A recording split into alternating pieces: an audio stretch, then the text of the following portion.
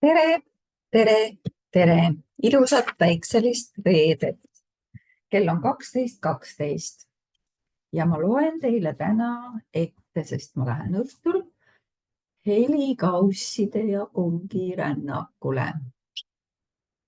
Nii. Jäime eile pidama varuvariandi juurde. Varuvariant on see seisukoht, mille juurde sa taandud, kui ei taha kuhugi edasi pürgida, isegi kui tead, et sa suudaksid. See on ideaalne põhjendus ja õigustus mingist piirangust kinnihoidmiseks, sest sinu maailmavaate kohaselt oled sa ainus, kes seda põhjendust ja õigustust järgib ning mitte keegi teine ei mõistaks seda iial. Tein on seda selgitanud nõnda. Ma kasvasin Los Angelese kõige halvema kuulsusega linnaosas. Seal elasid vaid 3 nahavärviga inimesed, mustad, pruunid ja mina. Olin ainus valgenahaline, laps 10 ruutkilomeetri raadiuses. Iga kord, kui ma Geeriga koos töötasin ja tema hakkas arutama mingit küsimust, millega ma tegemist teha ei tahtnud või mida endale valida ei tahtnud, ütlesin ma. Sina ei tea, kus ma üles kasvasin. Nagu see oleks mingi põhjendus ja õigustus. Sina ei tea, kus ma üles kasvasin. Sina ei tea, mis minu lapsepõlves juhtus. Kui sa oleksid minu elu elanud, siis ei räägiks sa praegu teiste võimaluste valimisest. Tavaliselt ütlesin ma kõike seda oma peas, aga ühel päeval tegin ma vea ja ütlesin selle valjusti välja. Ma ütlesin, tead mis? Kui sa oleksid üles kasvanud sama kohutavas linnaosas, siis oleksid ka sinul sellised probleemid. Kui ma kuulsin end seda ütlemas, taipasin kohe, kui naeruväärselt see kõlas.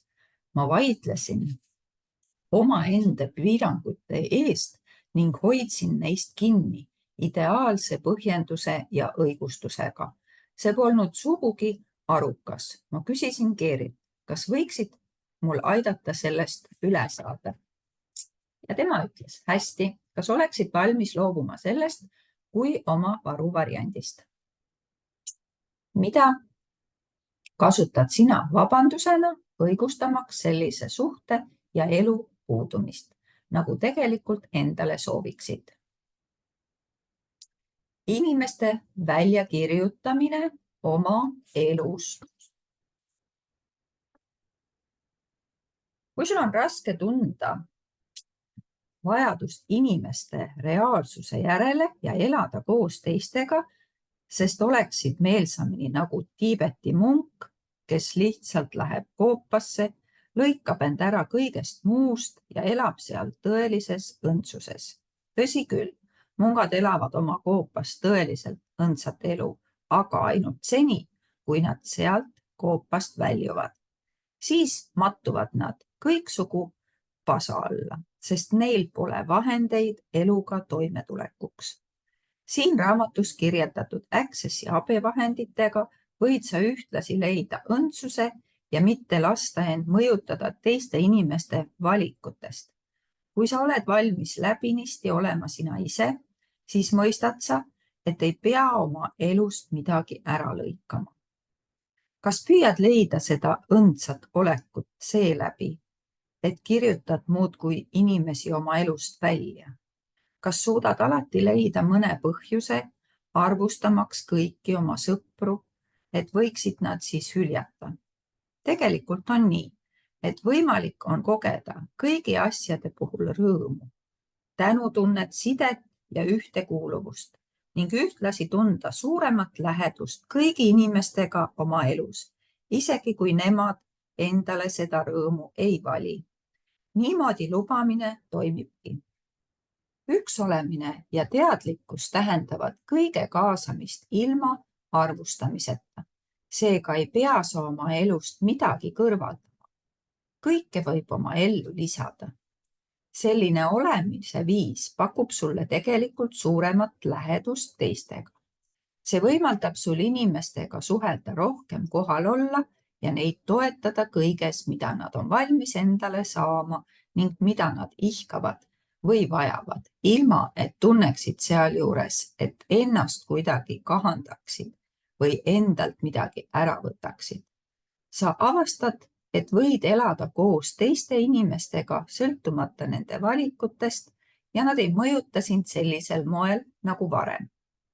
Kui sa avastad mittekontekstuaalse reaalsuse ja selle, mida see reaalsus muudab sinu jaoks, suudab tekitada, võid omaks võtta vaatenurga, et mittekontekstuaalne reaalsus on parem valik kui kontekstuaalne reaalsus. Võid sellest tulenevalt hakata arvama, et pead kõrvaldama oma elust need inimesed, kes on valinud peamiselt kontekstilise reaalsuse. See aga sunnib sind taas ahenema, sest muidu sa neid inimesi oma elust kõrvaldada ei tahaks. Ja sa ei peagi seda tegema. Kui sulle lähedased inimesed valivad kontekstilise reaalsuse, ei pea sa neid inimesi sugugi oma elust eemaldama. Võid teha selliseid valikuid, mida iganes soovid, ning kõik sinu tuttavad võivad teha selliseid valikuid, mida nemad soovivad. Ära lihtsalt lase neil valikutel end enam mõjutada. Kuidas toime tulla sõbraga, kes lähtub paljudes oma valikutes kontekstilisest reaalsusest? Ütle talle, ma armastan sind hoolimata sellest, kui hull sa oled, või mind ei huvita, kui hull sa oled, sest armastan sind ikkagi. Sõbrad hindavad seda ja ütlevad tavaliselt seepeale. Tänan. Nad teavad väga hästi, et on hullud ja hullude asjade tegemisest ei ole neil mingit kasu ning sinu tunnustus vähendab seda survet, mida nad tunnevad enda arvustades. Lisaks aitab see sul vältida kallutatust sõprade tehtud muutuste tulemuse suhtes ega lase sul arvustada nende tehtud valikuid. Mõned su sõbrad hakkavad sinu elust, kui sa sellise olemise viisi omaks võtad, lahkuvad. Teised mõtlevad pisut ja ütlevad, see paistab tõesti lõbusam olevat ning usuvad samuti end asuvad muutma. Mõned küll tajuvad seda sallivat hoiakut, mille oled endale võtnud, aga ei muuda enda elus mitte midagi. Mõned vihastavad, hävitavad oma suhte sinuga. See on nende valik. Asi pole selles, nagu otsustaksid sa neist lahutada. Nemad otsustavad sinust lahutada. Kas oled valmis tegema kõik võimalikku, et inimesed ei vihastaks ega sinust lahutaks? Kas surud end kokku ja pigistad end ükskõik mis piiridesse, et sinust ei lahutataks? Mis siis, kui võiksid teistesse sallivalt suhtuda ja öelda, kui sa tunned, et pead seda tegema, siis olgu peale. Ma hoolin sinust endiselt täpselt sama palju nagu varem, ega kavatse seda hoolimist lõpetada. See olekski lahutuseta suhe. Lahutuseta suhe avardab nii sinu kui partneri maailma, mitte ei suru seda kokku. Humanoididena kulutame palju aega sellele, et üritada oma elust asju kõrvaldada. Me otsime alati seda, mis on vale, et võiksime selle valetunde eemaldada ja seejärel loota, et meie ellu tuleb õigus. Kas ka sina teed seda? Kuidas see siis edeneb? Mis siis, kui polekski olemas mingit õiget ega valet? Mis siis, kui sinu jaoks oleks kõik alati saadaval? Millise valiku võiksid sa siis teha, kuigi praegu seda väldid? Vali alati 990%. Kui võtad omaks 990% võimekuse, hakkad sa mõistma, kuivõrd suur on elu tegelikult ning su maailm avardub. Sinu jaoks hakkavad juhtuma uued asjad ja taipad, et kui oleksid säilitanud 10% võimekuse, poleks selliseid võimalused iialgi su ellu ilmunud. Sa poleks iialgi kogenud seda ülejäänud 990%. Hakkad aru saama, et kõik, mida oled iial elult soovinud, on sinu jaoks käeulatuses, kui sa üksnes selle 990% omaks võtaksid. See pole küll alati mugav elamus. aga isegi ebamugavas olekus küsid sa endalt, kas ma oleksin pigem kloaagis või tunneksin pigem ebamugavust ning avaras võimaluste ookeanis. Kui sa taipad, et võid selle valiku teha igal ajal, hakkad sa kutsuma ka teisi endaga mängima. Elu jätab selja taha kõik tõsise ja siseneb lõbusasse olekusse. See toob intensiivsuse asemel tõelise uute võimaluste rõõmu. Ja kui elus peaksid ette tulema asjad, mis varem oleksid sind maha surunud või viinud su tagasi 10% tasemele, siis imestad sa, miks sellised asjad sind varem üldse häirisid. Vali muudkui 990% ning elu muutub üha kergemaks ja kergemaks. Suhetega seoses valid sa tavaliselt partneri, kes elab kontekstilises reaalsuses niivõrd dünaamiliselt, et pead temaga seksimiseks ka ise sinna sisenema. Kui oled valmis ütlema, isegi kui see suurepärane seks ära kaob, ei lahuta ma seekord endast midagi, siis oledki teinud valiku. Tegelikult ei kaota sa seeläbi mitte kui midagi, vaid lisad hoopis oma elule rohkem juurde.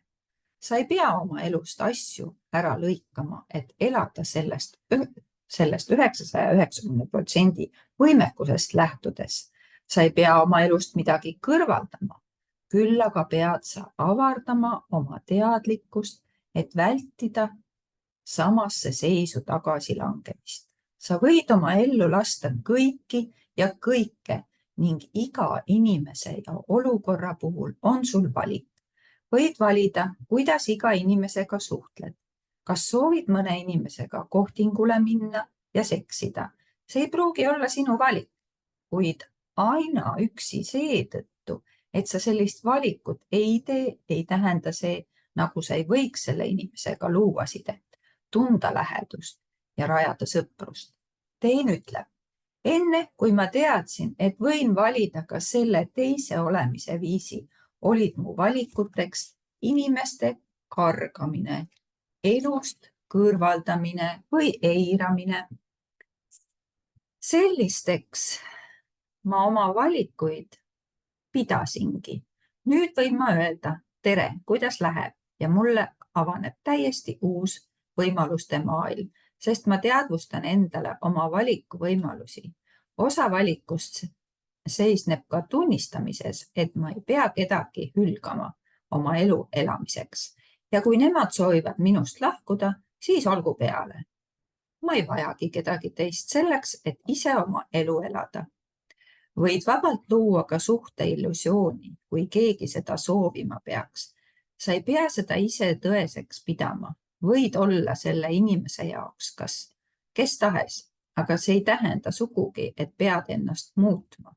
Võid olla oma lastele selline vanem nagu vaja ning jääda iseendaks. Võid olla oma alluvatele selline ülemus nagu vaja ning jääda iseendaks. Võid olla oma partnerile selline kallim nagu vaja ning jääda iseendaks. Muutuste valimine. Kas oled otsustanud, et sina oled ainus inimene, kes ei suuda omaenda tõrgetest üle saada? Kui sa ütled, ma ei kavatse seda muuta, siis ei sunni mitte keegi, sina kaasa arvatud, sind seda iial muutma. Sina oled ainus, kes võid oma elus üldse iialgi midagi muuta ning on sinu valida, kas sa seda teed või mitte. Vastab tõele, et muutudes kaotad sa oma praeguse reaalsuse, aga kas praegune reaalsus on sinu jaoks piisavalt hea? Lihtsalt otsusta muutuda.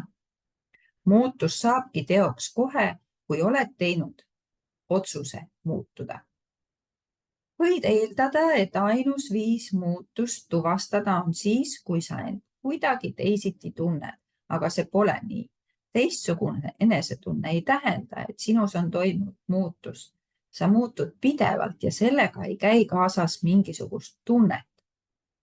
Asi ei seisne muutuse tunnetamises. Sina ise oledki muutus. Sa ei pea midagi tegema, pead lihtsalt otsustama muutuda. Kuidas sa küll tead, et oled muutunud? Sa tajud, oma muutust siis, kui sinu elus hakkavad asjad teistmoodi minema. Vaat nii. Ja selle koha peal ma lõpetan. Ja järgmisena loen ma siis alles vist pühapäeval, sest nüüd homme ma lähen tööle, homme on laupäev. Ja pühapäeval. Ja siis on teemaks, mis on sinu jaoks külge tõmbav. Aga seniks ilusat päikselist reedet ja ilusat homset laupäeva.